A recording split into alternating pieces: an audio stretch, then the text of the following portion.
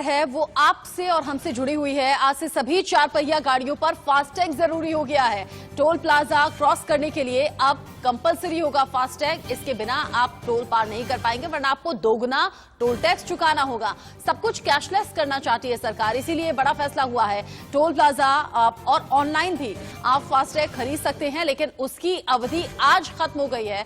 आज से फास्टैग जरूरी होगा, वरना टोल पार करने में आपको ज्यादा दिक्कत होने वाली है। आपके लिए यह भी जानना जरूरी है कि बिना फास्टैग के लिए आपकी परेशानी तो बढ़ गई है, लेकिन ये फास्टैग है क्या?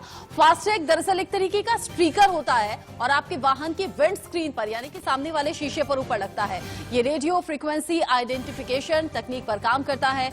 टोल प्लाजा पर लगे कैमरे स्टिकर का बारकोड स्कैन करते हैं और फिर टोल टैक्स अपने आप फास्टैग के वॉलेट से कट जाता है। फास्टैग नहीं लगाया तो दोगुना टोल टैक्स आपको आज से देना होगा। सरकार टोल टैक्स कलेक्शन 100% कैशलेस करने की तैयारी कर रही है, इसीलिए बार बार ये अवधि बढ़ाई गई, लेकिन अब आगे इस अवधि को नहीं बढ़ाया जाएगा। सरकार ने कह दिया है कि अब ये लास्ट डेट थी, अब से आपको बिना फास्टैग टोल पार नहीं कर पाएंगे। लेकिन इसके फायदे क्या कुछ है, ये आपके लिए भी जानना जरूरी है। सरकार तो चाह रही है 100% कैशलेस ये सिस्टम हो जाए, लेकिन वाहन चालक को टोल प्लाजा पर रुकना नहीं होगा। ये इसका बहुत बड़ा फायदा है, आपका टाइम वेस्ट नहीं होगा। टोल प्लाजा पर कम समय लगेगा, वहां स्कैन हो जाएगा फास्टैग से और वॉलेट से अपने आप कैश पेमेंट हो जाएगा और फिर आप आगे बढ़ जाएंगे। इससे ईंधन और समय दोनों की छुटकारा होगा। कैश पेमेंट से आपको छुटकारा मिल जाएगा। ये सब कुछ आपके अपने हित के लिए हो रहा है। फास्टैग के इस्तेमाल से यात्रा आपकी और ज्यादा सुगम और सरल बनने वाली है, इसीलिए ये बड़ा फैसला सरकार की तरफ से किया गया। हालांकि 2020 के एंड तक कहा जा रहा था कि लास्ट अवधि है, लेकिन इस समय सीमा को आगे बढ़ाया गया और अब आखिरी डेट। आपको यह भी जानना जरूरी है कि ये तो आपके फायदे की बात हो गई जब फास्टैग लगवाना है, लेकिन अगर नहीं है तो सरदर्दी होगी। लेकिन एक और सरदर्दी है, आम आदमी पर महंगाई का डबल अटैक हुआ है, क्योंकि एलपीजी गैस सिलेंडर 50 रुपए महंगा हो गया। दिल्ली में घरेलू गैस सिलेंडर की कीमत अब 769 रुपए हो गई है और इसके साथ 7वें दिन लगातार पेट्रोल डीजल के दाम भी बढ़े हैं। मतलब महंगाई का डबल वार ये आम आदमी की जेब पर हम कह सकते हैं। जब पेट्रोल डीजल की कीमतों से पहले से ही आम लोग परेशान, और ऐसे में फरवरी के महीने में ही दूसरी बार एलपीजी गैस सिलेंडर के दाम में इजाफा हुआ है, वो भी अच्छा खासा 50 रुपए एक साथ गैस सिलेंडर की कीमत पर बढ़ा दिया गया है। अब 14 किलो 200 ग्राम गैस सिलेंडर के लिए आपको 769 रुपए खर्च करने होंगे। ऑयल कंपनी से लगातार 7वें दिन पेट्रोल और डीजल के दाम देश की राजधानी में बढ़ाए हैं। आज पेट्रोल का जो प्राइस है दिल्ली के अंदर वो 88.99 रुपीस पर लीटर पर पहुंच चुका है। वहीं डीजल का दाम 79 रुपीस 35 पैसे पर लीटर पर पहुंच चुका है, जो 26 पैसा पेट्रोल पर बढ़ा है और 29 पैसा आज डीजल पे बढ़ा है। वहीं कहीं ना कहीं लोग इससे काफी परेशान नजर आ रहे हैं, क्योंकि लगातार जो पेट्रोल और डीजल के दाम है वो बढ़ रहे हैं। एक तरफ राज्यसभा और लोकसभा के अंदर मेंबर ऑफ पार्लियामेंट्स ने इस मुद्दे को उठाया, जिसके बाद धर्मेंद्र प्रधान का साफ कहना है कि इंटरनेशनल प्राइजेस की जितनी बढ़ोतरी हो रही है उसके बाद इस तरीके के लगातार प्राइजेस बढ़ रहे हैं, इसमें हम कुछ भी नहीं कर सकते हैं। लेकिन साफ तौर पर जो आम जनता है वो इन पेट्रोल प्राइजेस से त्रस्त हो रही है और लगातार जिस दिन प्रतिदिन पेट्रोल प्राइजेस बढ़ते जा रहे हैं, कहीं ना कहीं दिक्कतों का सामना जरूर करना पड़ रहा है। कुछ लोग हैं, उनसे बात करने की कोशिश भी करेंगे और जानने की कोशिश करेंगे कि जिस तरीके से लगातार पेट्रोल और डीजल के प्राइसेस बढ़ रहे हैं, आज लगभग 90 पर पहुंच चुका है दिल्ली के अंदर। कितनी आप आम जनता को यहाँ पर दिक्कतें होती हैं जब पेट्रोल और डीजल के दाम बढ़ते हैं? तो आम जनता को बहुत दिक्कतें होती है। एटलीस्ट जो तबका जो जॉब करता है या अपने काम जरूर करता है उसमें पेट्रोल का यूज होता ही होता है। बाइक चाहे बाइक चल रहा हो चाहे अपने कार से चल रहा हो, लेकिन जिस तरह दाम बढ़ रहे हैं, आज दाम 89 के आसपास पहुंच चुका है और द सेम टाइम एलपीजी के दाम भी हमारे कल 50 रुपये बढ़ गए हैं। तो जो एलपीजी जो कि आम बाहर हर फैमिली यूज होती ही होती है, तो यहाँ तक जो रसोई का बजट है वो भी डिस्टर्ब हो रहा है। ऐसे आज जो जेब पे भारी पड़ रहा है, कहीं ना कहीं बजट पर बहुत असर पड़ता है जब पेट्रोल और डीजल का प्राइस बढ़ता है। आम जनता बिल्कुल त्रस्त नजर आ रही है यहाँ पर और उनका साफ तौर पर कहना है कि इसको कंट्रोल करने की जरूरत है, लेकिन सरकार की तरफ से कदम नहीं उठाए जा रहे हैं। कैमरा पर्सन अविनाश के साथ ईश्वर जैन, इंडिया न्यूज के लिए। लगातार 7 दिनों से जिस तरह के पेट्रोल डीजल के भाव बढ़ते जा रहे हैं, ऐसे एक आम नागरिक बहुत ही ज्यादा चिंतित और परेशान है। मुंबई के रेट्स की अगर हम बात करें तो मुंबई का आंकड़ा ऑलरेडी 95 क्रॉस कर चुका है। ऐसे में आज की अगर हम बात करें तो मुंबई में पेट्रोल की कॉस्टिंग है 95.46 जो कि कल 95.21 थी। वहीं अगर डीजल की बात करें तो 86.34 जो लीटर आज है कल और ये 30 पैसे ज्यादा है कल के रेट से। जिस तरह के ये दाम बढ़ते जा रहे हैं उससे आम नागरिक सरकार से ये गुहार लगा रहा है कि किस तरह से इस पूरे ये जो पूरी समस्या है पेट्रोल और डीजल के दाम को लेकर उसे किस तरह से सॉल्व किया जाए, क्योंकि कहीं ना कहीं एक आम नागरिक के पॉकेट पर इसका ब्रंट फेस हो रहा है। एक आम नागरिक जो है इससे बहुत ही ज्यादा चिंतित है क्योंकि ये लगातार पिछले 7 दिनों से हो रहा है जब पेट्रोल और डीजल के दाम बढ़ते जा रहे हैं और यही कहीं ना कहीं एक्सपेक्ट कर रहे हैं कि जल्द से जल्द ये जो पूरी की पूरी समस्या है वो सॉल्व हो।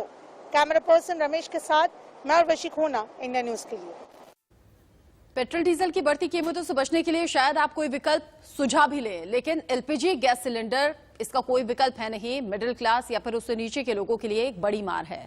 आगे बढ़ते हुए खबर दिल्ली में रिंकू शर्मा हत्याकांड से जुड़ी हुई, जिसके बाद लगातार सियासत गर्म है। रिंकू का परिवार और उसके साथी इंसाफ के लिए मशाल जुलूस और शोक सभा कर रहे हैं, तो बीजेपी और आम आदमी पार्टी के बीच में वार पलटवार का दौर चल रहा है।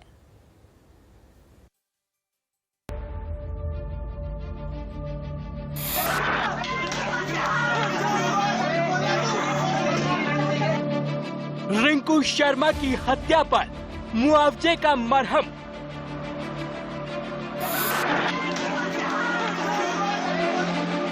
राम भक्त के मर्डर पर दिल्ली में सियासत चरम। इंसाफ की लड़ाई 1 करोड़ के मुआवजे पर आई।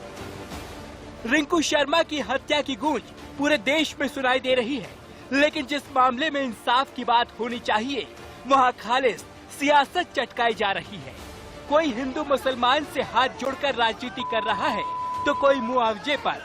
बीजेपी और आम आदमी पार्टी में रिंकू के मुद्दे पर कैसे जोरों की राजनीति हो रही है, सुनिए। उनके परिवार वालों के कुछ बयान आ रहे हैं।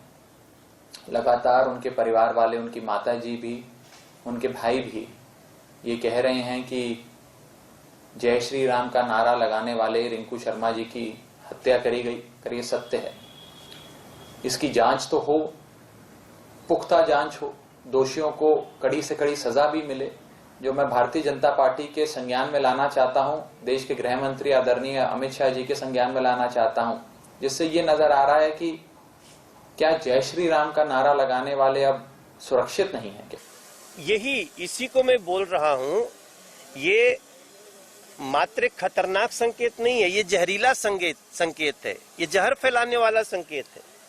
और ऐसा वो क्यों कर रहे हैं ये हमारी समझ के बाहर है। वो पूरे दिल्ली के मुख्यमंत्री हैं और उनका इस तरह का व्यवहार परिवार से ना मिलना बहुत सारे सवाल खड़ा करता है। आप मुद्दे को भी डाइवर्ट करना चाहते हो, उसको राजनीतिक बनाना चाहते। ये राजनीतिक मुद्दा नहीं है मेरे भाई बहन, ये इंसानियत का मुद्दा है और अपराधियों को हर हाल में सजा होनी चाहिए। इसलिए मैं अरविंद केजरीवाल जी को कहता हूं, आपको जितना आरोप लगाना हो लगाओ, यहाँ आके लगाओ। बीजेपी के एक और नेता है कपिल मिश्रा, जो कभी आप में रहकर केजरीवाल की कस्में खाते थे, लेकिन दिल्ली के अब हर एक मुद्दे पर वो केजरीवाल को कोसने से बाज नहीं आते। रिंकू के परिवार को मदद के लिए कपिल मिश्रा ने मुहिम छेड़ी है, जिसके तहत वो 1 करोड़ की राशि जुटा रहे हैं। दिल्ली में रिंकू शर्मा जी की हत्या की गई है, घर के अंदर घुसकर मारा गया है। सभी अपराधी तुरंत पकड़े भी जाने चाहिए और इनकी सजा केवल फांसी है, केवल सजाए मौत है। यहाँ पर संगठन के लोग अब वो मांग करते रह जा रहे हैं कि जब तक फांसी नहीं मिल जाती तब तक छोड़ेंगे नहीं। इंसाफ की लड़ाई और राजनीति के बीच रिंकू के घर पर सुरक्षा कड़ी कर दी गई है, लेकिन बड़ा सवाल है कि आखिर हमारे देश की राजनीतिक पार्टियां हर मुद्दे पर राजनीति से आखिर क्यों बाज नहीं आती हैं। ब्यूरो इनपुट के साथ अजीत श्रीवास्तव की रिपोर्ट। इंसाफ रिंकू शर्मा को मिलना चाहिए, ऐसा हमारा भी मानना है, लेकिन परिवार के साथ, उसके साथ ही दोस्तों के साथ साथ जो तमाम अलग अलग राजनीतिक पार्टियां हैं वो अपना अपना फायदा ढूंढते हुए इस पर सियासत कर रही हैं और ये वो मुख्य दल हैं, वो मुख्य पार्टियां हैं जो लगातार इस मामले को सियासी तूल दे रही हैं। बीजेपी, आम आदमी पार्टी, कांग्रेस, वीएचपी और बजरंग दल अपने अपने तरीके से इसमें अपना पक्ष रख रही हैं। हमने देखा भी बीजेपी और आम आदमी पार्टी इसमें बिल्कुल आमने सामने एक दूसरे पर आरोप लगा रहे हैं। आम आदमी पार्टी का कहना है कि 1 करोड़ रुपए क्या परिवार को देंगी केंद्र सरकार, और बीजेपी कह रही है कि केजरीवाल अगर रिंकू शर्मा के घर तक नहीं पहुंचे, जबकि दिल्ली का मामला है, दिल्ली के मुख्यमंत्री हैं, तो फिर इसके पीछे से कुछ और बू आ रही है। मनोज तिवारी को कहते हुए हमने सुना भी था, लेकिन राघव चड्ढा ने उन पर ही वार पलटवार कर दिया। कांग्रेस इस पूरे मामले को सियासी तरीके से देख रही है, जोड़ रही है। बाकी वीएचपी और बजरंग दल कह रहे हैं कि रिंकू शर्मा की हत्या नहीं हुई, ये तो अमर हुआ है। जय श्री राम का नारा लगाने का ये उसे एक तरीके से उसका परिणाम दिया गया है और अल्पसंख्यकों को खुश करने की कोशिश लगातार कांग्रेस और आम आदमी पार्टी कर रही है।